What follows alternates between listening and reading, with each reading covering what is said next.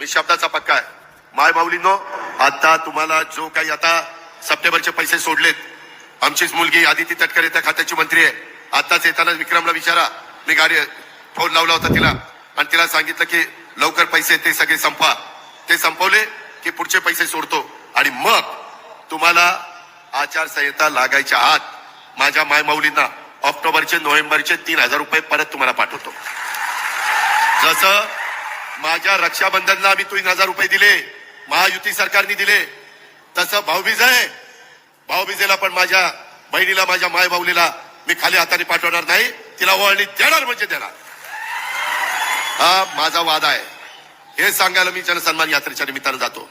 माय माऊलींनो, सगळ्यांना सांगा घरी जाऊन, काही काही घरामध्ये दोघींना पैसे येत आहेत. 18-36,000 वर्षाचे, त्याच्यामध्ये बिल माफ केलंय, त्याची 10,000 रुपयाची बचत झाली.